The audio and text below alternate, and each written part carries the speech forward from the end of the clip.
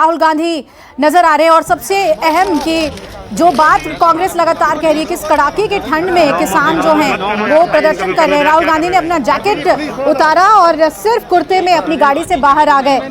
और देखिए, ठीक मुलाकात के बाद की तस्वीरें हैं ये। गुलाम नबी आजाद उनके साथ नजर आ रहे हैं, अधीर रंजन चौधरी भी उनके साथ नजर आ रहे हैं।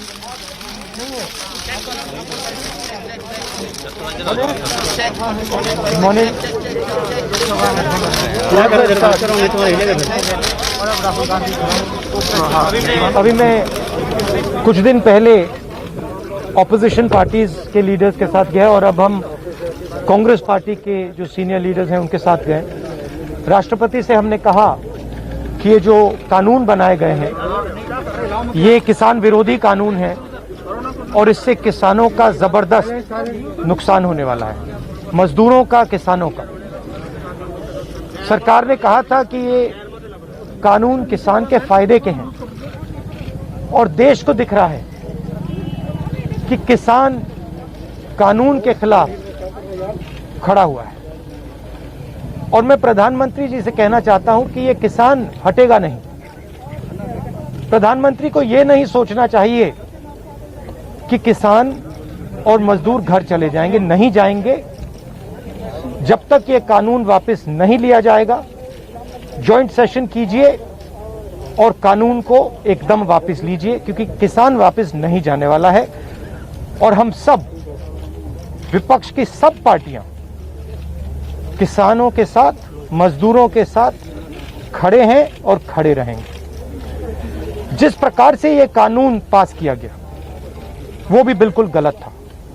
बिना डिबेट किए, बिना किसानों से चर्चा किए, बिना मजदूरों से पूछे ये कानून ऊपर से थोप दिए गए हैं और इन कानूनों को हटाना ही पड़ेगा, विद्रॉ करना ही पड़ेगा।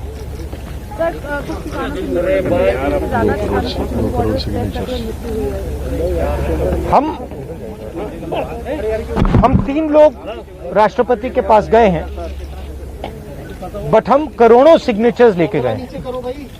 हम किसान की आवाज राष्ट्रपति जी को तक ले गए। सर्दी का मौसम है और पूरा देश देख रहा है कि किसान दुख में है, दर्द में है और मर भी रहे हैं। प्रधानमंत्री को सुनना ही पड़ेगा। और मैं एडवांस में चीज बोल देता हूं। मैंने कोरोना के बारे में बोला था कि नुकसान होने जा रहा है। उस समय किसी ने नहीं बात सुनी और आज मैं फिर से बोल रहा हूं, किसान के सामने, मजदूर के सामने कोई भी शक्ति नहीं खड़ी हो सकती है। अगर प्रधानमंत्री जी ने कानून वापस नहीं लिए, सिर्फ बीजेपी को नहीं, सिर्फ आरएसएस को नहीं, देश को नुकसान होने जा रहा है। राहुल जी, बार बार बीजेपी की तरफ से कहा जा रहा है कि ये जो किसान बैठे हैं ये नक्सल हैं, खालिस्तानी हैं, विपक्ष इन्हें बरगला रहा है, इस तरह के आरोप लग रहे हैं। देखिए, बीजेपी नरेंद्र मोदी जी का एक ही लक्ष्य है और वो किसान समझ गया है, मजदूर समझ गया है। लक्ष्य है कि उनके आसपास जो 2, 3, 4 बड़े क्रोनी कैपिटल्स हैं, उनके लिए पैसे बनाने का काम नरेंद्र मोदी जी करते हैं। जो भी नरेंद्र मोदी जी के खिलाफ खड़े होते हैं वो उनके बारे में कुछ ना कुछ गलत बोलते रहते हैं। किसान खड़े हो जाएंगे तो किसान को आतंकवादी बोलेंगे, मजदूर खड़े हो जाएंगे तो मजदूर को आतंकवादी बोलेंगे। एक दिन अगर मोहन भगवत खड़े हो गए तो कहेंगे ये भी आतंकवादी है। मतलब जो भी नरेंद्र मोदी जी से सत्ता लेने की कोशिश करेगा वो आतंकवादी है। और नरेंद्र मोदी किसके लिए काम कर रहे हैं वो मैंने आपको बता दिया।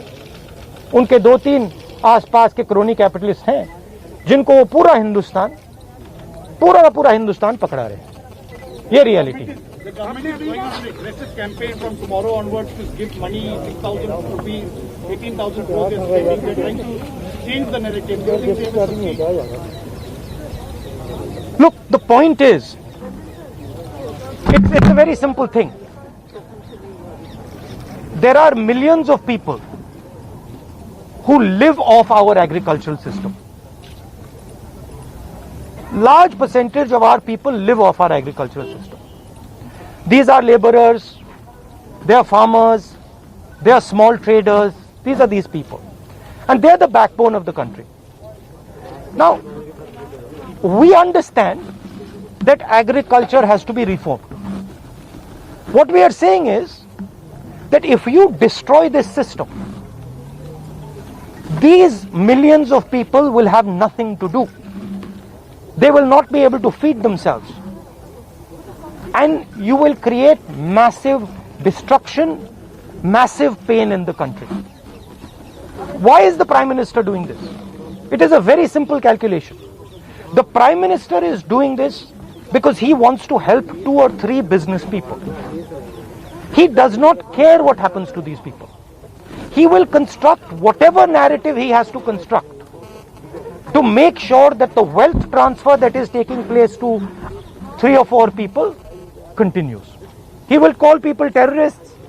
He will call people anti-nationals. He will call people criminals. He will do whatever he has to do to transfer the wealth from these people, the backbone of this country, to those people. 3 or 4 of them, 5 of them. That's the crux. And we are fighting this. We are saying that in India, where you have destroyed the agricultural system, will not function. Just like I said, take Corona seriously. Corona is going to kill people in massive numbers if you do not act. At that time they said, scaremongering. Now they're not saying scaremongering. When I suggested to the Prime Minister that do not do this in a centralized way, give power to the chief ministers, he didn't do it. He caused thousands and thousands of people to die because he didn't do it. And then afterwards, after I said it in the press conference, he did it. So the point is, you have an incompetent man who is controlled by certain other people. This is what India has to understand. This is what all youngsters have to understand. You have an incompetent man who doesn't understand anything, running a system on the behalf of 3 or 4 other people who understand everything. And their aim is to take huge amounts of money from the poor people of India and put it in their pockets. And that is what we are fighting. And frankly, it doesn't matter what you think right now, because all of you will face this. There's not going to be a single person in this country who's not going to face this. If you're a farmer, you will face it. You're a small businessman, you will face it. You're a journalist, you will face it. This is an assault on the idea of India. That is why we're standing here. That is why I've gone to the president. That is why we've signed these forms. So you posted a tweet about Wayanad yesterday about a family which was struggling while doing their farming. But there are several more instances like this. But the BJP is saying that this is just Punjab and farmers who are protesting here at the Delhi gate. No other farmer in the country has a problem with the reform. That's just not true. That is just not true. We are not allowed to go out. We are not allowed to go out of the ICC office. The police stops us from going out. Why don't you let us go out? Why don't you let me go and tour in the states? See what happens. Every single farmer of this country, every single labor of this country stand up. But आप police लगवाते हो, हाथरस जाते हो, arrest करते हो, तो AIC से हमारे MPs को बाहर नहीं निकलने देते हो, और फिर कहते हो कि भैया मतलब सब कुछ ठीक है. और Prime Minister needs to realize that there is a limit to this. आपने थोड़ा सा करना है, आपने 2-3 लोगों की मदद करनी है, थोड़ा सा करना है, आप कर सकते हो.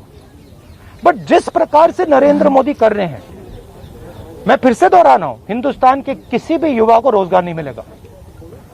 सारे छोटे बिजनेस, सारे मिडिल साइज बिजनेस खत्म हो जाएंगे. और दूसरी बात याद रखिए, जिस चीज को आप सब भूल गए हैं, चाइना बॉर्डर पे बैठा है.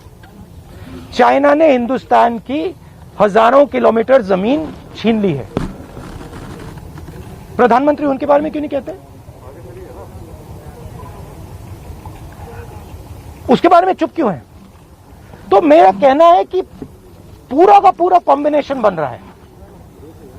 एक तरफ आप अपने सिस्टम को तोड़ रहे हो, आप अपने लोगों को लड़ा रहे हो, आप अपने किसान को मार रहे हो, मजदूर को मार रहे हो, और दूसरी तरफ बाहर से फोर्सेस देख रही हैं, कह रहे हैं कि बहुत अच्छा है, नरेंद्र मोदी हिंदुस्तान को कमजोर कर रहा है और हमारे लिए अच्छी अपॉर्चुनिटी बनने जा रही है। मैं देश को बता रहा हूं, मैं वार्निंग दे रहा हूं कि आप देखिए क्या हो रहा है। और मैं आपको भी कह रहा हूं, प्रेस वालों को भी कह रहा हूं, मैं समझता हूं कि आपको सैलरी मिलती है और आपके लिए बहुत मुश्किल है, मैं समझता हूं बात, इसलिए आप नहीं कह पाते हो जो आपको कहना है, मगर आपके देश को, हमारे देश को बहुत जबरदस्त नुकसान होने वाला है।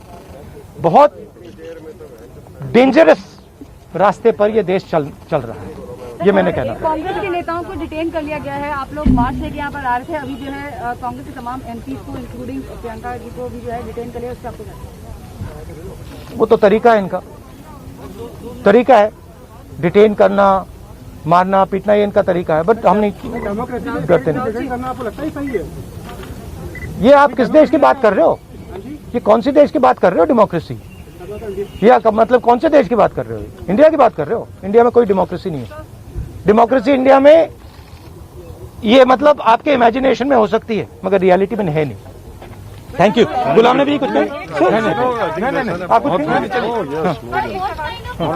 का जो कैंपेन है वो बार बार इस बात को रख रही है कि जो कृषि कानून है, वो निजी क्षेत्र में, कृषि क्षेत्र में निजी इन्वेस्टमेंट को बढ़ावा देते हैं, जो बहुत जरूरी है। आप इसको किस तरीके से देखते हैं, क्योंकि पूरा कैंपेन सरकार का इसी बेस पे और वो हर घर तक, हर गाँव तक जाना चाह रहे हैं इस कैंपेन। सवाल ये है इन्वेस्टमेंट कौन करेगा और इन्वेस्टमेंट का फायदा किसको मिलेगा? सवाल ये है। आपकी सर रणनीति नहीं सुनिए, सवाल ये है कि हिंदुस्तान के एग्रीकल्चरल सिस्टम में कौन इन्वेस्ट करेगा और कौन पैसा बनाएगा। हिंदुस्तान के एग्रीकल्चरल सिस्टम में आज तक किसान ने इन्वेस्टमेंट किया है, मजदूर ने इन्वेस्टमेंट किया है, ये जो जवान हमारी सेना बॉर्डर पे खड़े हैं, इनके माता पिताओं ने किया है। इन्वेस्टमेंट ये करते हैं और रिटर्न किसको मिलता है? रिटर्न 2-3 उनके उद्योगपति मित्रों को मिलता है। ये पूरा देश जानता है, पूरा देश इस बात को समझता है कि इन्वेस्टमेंट हम करते हैं। आपके माता पिता क्या करते हैं? मेरे फादर बीएसएफ में थे और मैं हाँ, आप एग्रीकल्चर फार्मर थी, अब आप जर्नलिस्ट हैं, है ना? तो आप जानते हो कि आपके फादर ने इन्वेस्टमेंट किया या नहीं? नहीं, मैं तो जानती हूँ, लेकिन अरे मैं आपसे पूछ रहा हूँ, आप देश की महिला हैं, आपके पिता ने इन्वेस्टमेंट किया ना? मेरी मदर फार्मर है। मदर फार्मर है, उन्होंने इन्वेस्टमेंट किया ना? किसके लिए इन्वेस्टमेंट किया? क्या इन 2-3 लोगों के लिए इन्वेस्टमेंट किया, या आपके परिवार के लिए किया, आपके एजुकेशन के लिए किया, आपके स्वास्थ्य के लिए किया, आपके स्वास्थ्य के लिए किया, आपके एजुकेशन के लिए किया?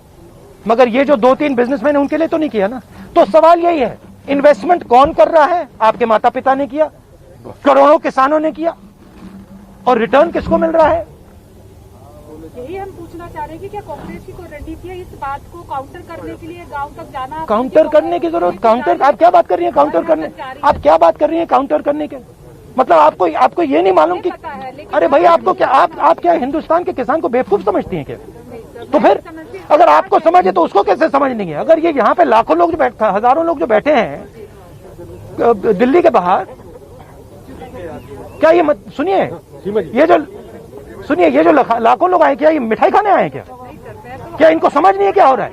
इनको समझ नहीं क्या हो रहा है? इनको मालूम है, क्लियरली मालूम है, इनको मालूम है नरेंद्र मोदी चोरी कर रहा है, इनको मालूम है कि ये दिन भर इन्वेस्टमेंट करते हैं, 24 घंटा इन्वेस्टमेंट करते हैं और उधर इन्वेस्टमेंट कहीं और जाता है, रिटर्न कहीं और जाता है। Thank you very much. आक्रामक अंदाज देखने को मिला। उन्होंने कृषि कानून के खिलाफ राष्ट्रपति से मुलाकात के बाद मीडिया से बातचीत की और कहा कि जिस तरीके से किसानों के साथ अन्याय हो रहा है, इसे कांग्रेस नहीं बर्दाश्त करेगी और पूरी तरीके से उनके साथ खड़ी है। जब तक कानून वापस नहीं होगा, ये आंदोलन जारी रहेगा। नमस्कार, मैं हूं मानक गुप्ता। अगर आपको हमारा ये वीडियो पसंद आया हो तो इसे लाइक और शेयर जरूर करें, और हां, हमें सब्सक्राइब और फॉलो करना ना भूलें ताकि आप देश और दुनिया की कोई खबर मिस ना करें। तो जुड़े रहिए हमारे साथ और देखते रहिए News 24।